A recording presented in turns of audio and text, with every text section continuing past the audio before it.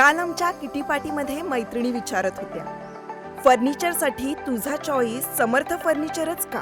कारण समर्थ फर्निचर मधील 70% फर्निचर हे त्यांच्याच वर्कशॉपमध्ये बनवलं जातं आणि म्हणूनच समर्थ मधील फर्निचर हे मजबूत आणि लॉंग लाईफ आहे आणि किंमत मार्केटपेक्षा reasonable. Samarth furniture and mall, Gulewadi, Sangamner, Kolhar गोटी हायवे, सुगाव बुद्रुक, तालुका अकोले, जिल्हा अहमदनगर. भाजपा महायुतीचे उमेदवार अक्षय कर्डिले यांच्या प्रचारासाठी राहुरी या ठिकाणी प्रदेशाध्यक्ष रवींद्र चव्हाण यांच्या प्रमुख उपस्थितीमध्ये भव्य विजय संकल्प सभा उत्साहात पार पडली आहे. या सभेला पदाधिकारी, कार्यकर्ते आणि बूथ प्रमुख मोठ्या संख्येनं हजर होते. पंतप्रधान नरेंद्र मोदी आणि मुख्यमंत्री देवेंद्र फडणवीस यांच्या विकास दृष्टीचा उल्लेख भाजपा प्रदेशाध्यक्ष रवींद्र चव्हाण यांनी केलाय. त्यांच्या नेतृत्वामुळे देश आणि राज्यात विकासाला गती मिळाली आहे. त्यामुळेच जनतेचा त्यांच्यावर विश्वास असून प्रेमही वाढलंय, असंही चव्हाण यांनी म्हटलंय.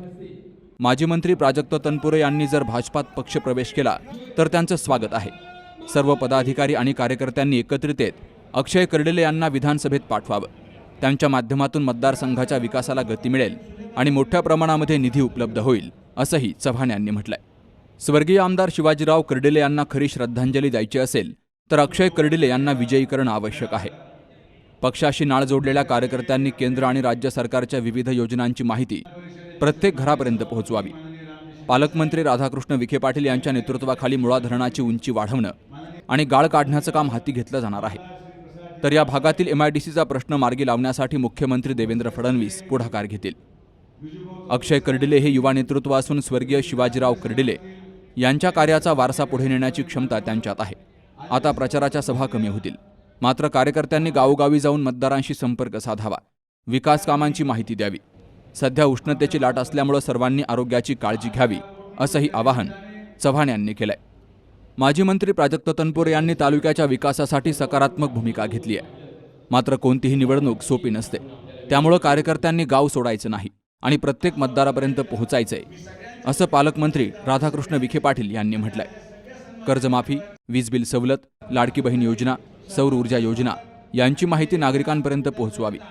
तसेच तालुक्यातील सुमारे 8,000 बेरोजगार युवकांना रोजगार मिळावा यासाठी विद्यापीठ परिसरामध्ये नवीन MIDC उभारण्यासाठी प्रयत्न सुरू आहेत. अक्षय कर्डिले यांना विधानसभेत पाठवणं हीच स्वर्गीय शिवाजीराव कर्डिले यांना खरी श्रद्धांजली ठरेल, असंही मंत्री विखे पाटील यांनी म्हटलंय. ही निवडणूक सार्वत्रिक नसून स्वर्गीय शिवाजीराव कर्डिले यांच्या दुःखद निधनामुळे लागलेली पोटनिवडणूक आहे. माजी मंत्री प्राजक्त तनपुरे यांनी उमेदवारी न भरता पाठिंबा दिला. आता त्यांनी अधिकृत पाठिंबा द्यावा, असं विधान परिषदेचे सभापती प्राध्यापक राम शिंदे यांनी म्हटलंय. स्वर्गीय कर्डिले यांनी सामान्य जनतेचा आवाज बनवून काम केलं. पाणी, विकास आणि सामाजिक प्रश्न सोडवण्याची जबाबदारी शासन पार पाडतंय. पोटनिवडणुकीत मतदानाचा टक्का कमी असतो, त्यामुळे कार्यकर्त्यांनी प्रत्येक मतदारापर्यंत जाऊन त्यांना मतदानासाठी प्रोत्साहित करावं, असंही राम शिंदे यांनी म्हटलंय. या सभेचं प्रास्ताविक माजी खासदार डॉक्टर सुजय विखे पाटील यांनी केलं. तर सर्वांचे आभार उमेदवार अक्षय कर्डिले यांनी मानले. जनतेची सेवा करण्यासाठी मला निवडून द्या. माझ्यावर टाकलेला विश्वास विकास कामांच्या माध्यमातून सार्थ ठरवेल. माजी राज्यमंत्री प्राजक्त तनपुरे हे जर भाजपात आले तर आम्ही दोघे मिळून राहुरी मतदारसंघाचा सर्वांगीण विकास करू, असं अक्षय कर्डिले यांनी म्हटलंय. या सभेला पालकमंत्री डॉक्टर राधाकृष्ण विखे पाटील, विधान परिषदेचे सभापती प्राध्यापक राम शिंदे, माजी खासदार डॉक्टर सुजय विखे पाटील, आमदार प्रसाद लाड, आमदार विक्रम पाचपुते, महामंत्री विजय चौधरी, रवींद्र अनासपुरे, केशव उपाध्ये, जिल्हाध्यक्ष दिलीप भालसिंग, सत्यजित कदम यांसह मोठ्या संख्येनं पदाधिकारी, कार्यकर्ते आणि बूथ प्रमुख हजर होते. सुहास जाधवसह शरद पाचरणे, सी न्यूज मराठी, राहुरी.